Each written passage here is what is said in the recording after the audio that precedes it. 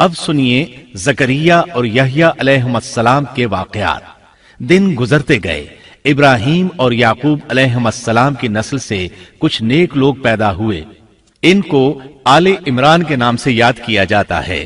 اللہ تعالیٰ سورہ آل عمران آیت 33 اور 34 میں فرماتے ہیں، بے شک اللہ تعالیٰ نے تمام جہان کے لوگوں میں سے آدم کو اور نوح کو اور ابراہیم کے خاندان اور عمران کے خاندان کو چن لیا کہ یہ سب آپس میں ایک دوسرے کی نسل سے ہیں، اور اللہ تعالیٰ سنتا جانتا ہے۔ جس عمران کا ذکر قرآن مجید نے کیا ہے یہ داؤد علیہ السلام کی اولاد سے ہیں۔ زکریا علیہ السلام کی بیوی، یحییٰ علیہ السلام کی والدہ عیشا اور مریم علیہ السلام کی والدہ حنا دونوں حقیقی بہنیں تھیں، اور زکریا علیہ السلام رشتے میں مریم علیہ السلام کے خالو تھے۔ اس طرح یحییٰ علیہ السلام اور مریم علیہ السلام آپس میں خالہ زاد ہیں۔ اللہ تعالیٰ نے اس دور کے کئی واقعات کی طرف اشارہ کیا ہے۔ سب سے پہلا تذکرہ مریم علیہ السلام کی پیدائش کا ہوا ہے۔ یہ واقعہ دمشق میں ہوا۔ زکریا بن دان سلیمان علیہ السلام کی اولاد میں سے تھے۔ دمشق میں زندگی گزار رہے تھے۔ عمر 100 سال سے زیادہ ہو چکی تھی۔ اس قصے کی ابتدا قرآن مجید نے عمران کی بیوی سے کی ہے۔ وہ مریم علیہ السلام کی ماں اور عیسیٰ ابن مریم کی نانی ہیں۔ عمران کی بیوی کے ہاں عرصہ دراز سے کوئی اولاد پیدا نہ ہوئی تھی۔ ایک دن انہوں نے ایک چڑیا کو دیکھا، وہ اپنے بچوں کو خوراک کھلا رہی تھی۔ یہ دیکھ کر انہیں شدت سے اولاد کی خواہش محسوس ہوئی۔ انہوں نے اللہ سے دعا کی، اللہ نے ان کی دعا کو قبول فرمایا۔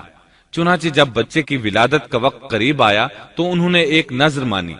سورہ آل عمران آیت 35 میں اللہ تعالیٰ فرماتے ہیں، جب عمران کی بیوی نے کہا، اے میرے رب، میرے پیٹ میں جو کچھ ہے اسے میں نے تیرے نام آزاد کرنے کی نذر مانی ہے، تو میری طرف سے قبول فرما، یقیناً تو خوب سننے والا اور پوری طرح جاننے والا ہے۔ انہوں نے اللہ تعالیٰ سے اولاد کی دعا کی۔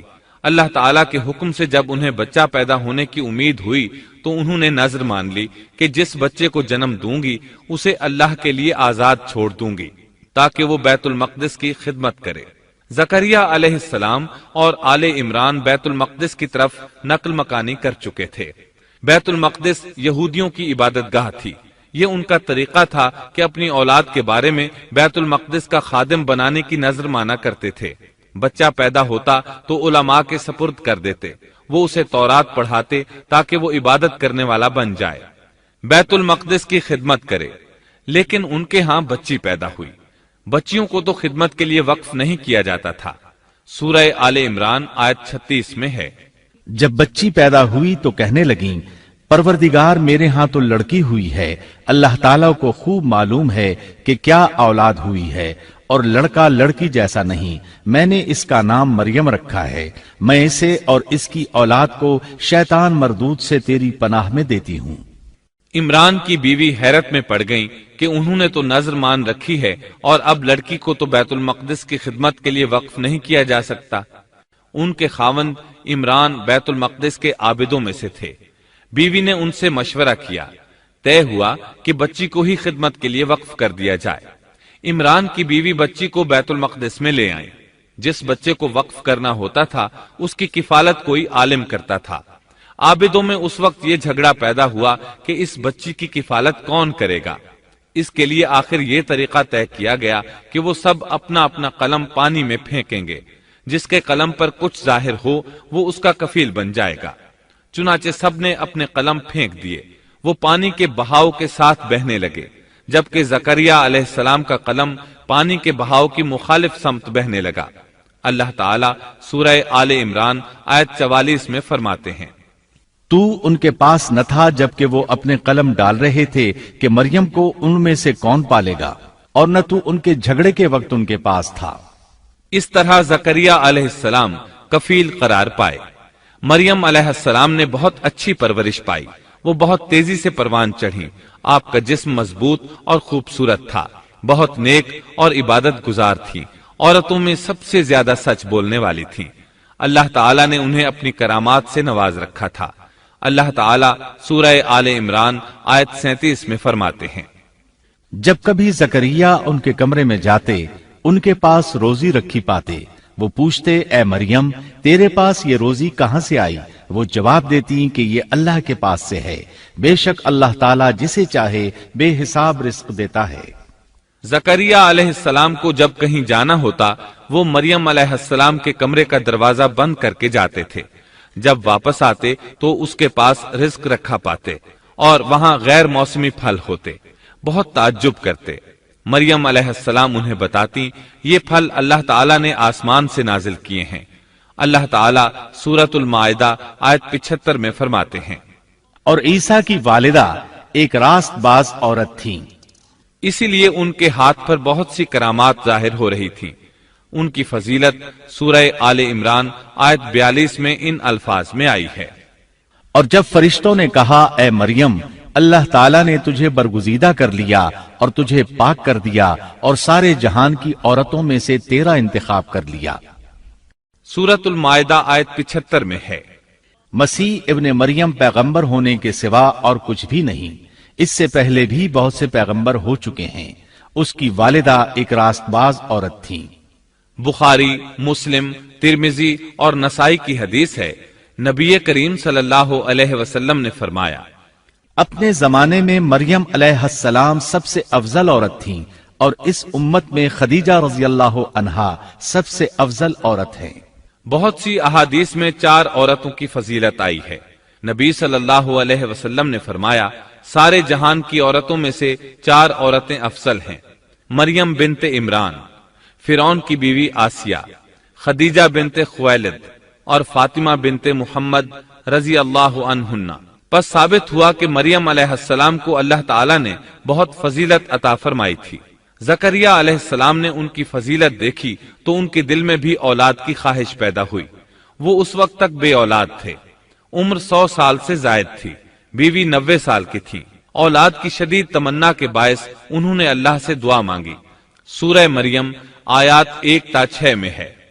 काफ हा या ऐन साद, ये है तेरे परवरदिगार की उस मेहरबानी का जिक्र जो उसने अपने बंदे जकरिया पर की थी, जबकि उसने अपने रब से चुपके चुपके दुआ की थी कि ऐ मेरे परवरदिगार, मेरी हड्डियां कमजोर हो गई हैं, सर बुढ़ापे की वजह से भड़क उठा है, लेकिन मैं कभी भी तुझसे दुआ करके महरूम नहीं रहा।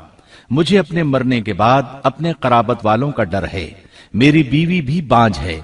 बस तू मुझे अपने पास से वारिस अता फरमा जो मेरा भी वारिस हो और याकूब के खानदान का भी जानशीन हो, और मेरे रब तू उसे मकबूल बंदा बना ले। जकरिया अलैहिस्सलाम अपने दौर में अकेले ही नबी थे। उनके वरासा और रिश्तेदारों में कोई काबिल आदमी नहीं था, इसलिए उन्होंने ये दुआ की।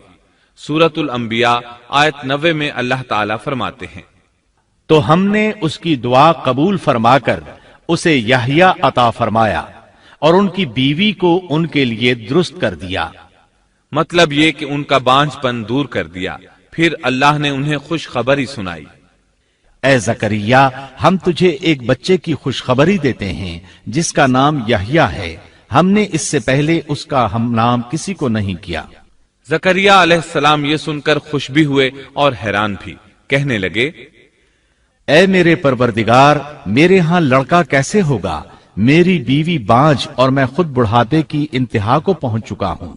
अल्लाह ने जवाब में फरमाया, इरशाद हुआ कि वादा इसी तरह हो चुका। तेरे रब ने फरमा दिया है कि मुझ पर यह बिल्कुल आसान है और मैं इससे पहले तुझे भी पैदा कर चुका हूं, हालांकि तू कुछ भी न था। इस पर जकरिया अलैहिस्सलाम ने अर्ज की, कहने लगे, मेरे परवरदिगार, मेरे लिए कोई अलामत मुकर्रर फरमा दे। यानी जकरिया अलैहिस्सलाम ने अर्ज की, मेरे रब, कोई निशानी मुकर्रर फरमा दीजिए कि मेरे यहां बच्चा पैदा होने वाला है, जिससे मैं समझ जाऊं कि यह बच्चा बनी इसराइल पर जाहिर होगा, ताकि बनी इसराइल को भी इसकी फजीलत और अहमियत का इल्म हो जाए। तब अल्लाह ताला ने फरमाया, इरशाद हुआ कि तेरे लिए अलामत यह है कि तू भला चंगा होने के बावजूद 3 रातों तक किसी शख्स से बोल नहीं सकेगा। चुनाचे जब वो वक्त आया और वो किसी से बात करना चाहते तो कर नहीं सकते थे, अलबत्ता अपने जिक्र में सुबह शाम मसरूफ रहते, और ये निशानी थी इस बात की कि उनके यहां बच्चा पैदा होने वाला है। अल्लाह ताला सूरह मरियम आयत 11 में फरमाते हैं, اب زکریا اپنے حجرے سے نکل کر اپنی قوم کے پاس آ کر انہیں اشارہ کرتے ہیں کہ تم صبح و شام اللہ کی تسبیح بیان کرو۔ اللہ تعالیٰ سورہ آل عمران آیت 39 میں فرماتے ہیں، بس فرشتوں نے اسے آواز دی جبکہ وہ حجرے میں کھڑے نماز پڑھ رہے تھے کہ اللہ تعالیٰ تجھے یحییٰ کی یقینی خوشخبری دیتا ہے، جو اللہ تعالیٰ کے کلمے کی تصدیق کرنے والا سردار، ضابط نفس اور نبی ہے نیک لوگوں میں سے۔ انسان کتنے ہی بلند و بالا مقام پر پہنچ جائے اور اللہ تعالیٰ کے ساتھ اسے زیادہ سے زیادہ قرب حاصل ہو جائے، تب بھی وہ اللہ کا بندہ ہی رہتا ہے، اور کسی بھی بلندی پر پہنچ کر وہ اللہ یا اللہ کا بیٹا نہیں ہو سکتا، اللہ کا شریک نہیں ہو سکتا۔ اللہ جل شانہ کی ذات پاک وحدہ لا شریک ہے اور باپ بیٹے کی نسبتوں سے پاک ہے، لہذا انسان کی سب سے بڑی گمراہی یہ ہے کہ وہ جب کسی برگزیدہ انسان سے ایسے امور صادر ہوتے دیکھتا ہے جو عقل میں نہیں آتے تو روب یا عقیدت کی بنا پر پکار اٹھتا ہے کہ یہ ہستی تو خود اللہ ہے جو انسانی شکل میں آئی ہے، یا اس کا بیٹا ہے، یا اللہ تعالی کی شریک ہے۔ وہ یہ نہیں سوچتا کہ بلا شبہ ان واقعات کا جاری ہونا اللہ کی طاقت کے ذریعے ہے جو بطور نشان اس برگزیدہ انسان کے ہاتھوں جاری ہوئے۔ اس کے باوجود یہ نہ اللہ ہے نہ اللہ کا بیٹا، بلکہ اس کا ایک پسندیدہ بندہ ہے، اور یہ امور اللہ تعالیٰ کے خاص قوانین کے تحت صرف اس کی تائید اور اس کی صداقت کے لیے ظاہر ہوتے ہیں، ورنہ وہ بھی اللہ تعالیٰ کے آگے اسی طرح مجبور ہے جس طرح دوسری مخلوق۔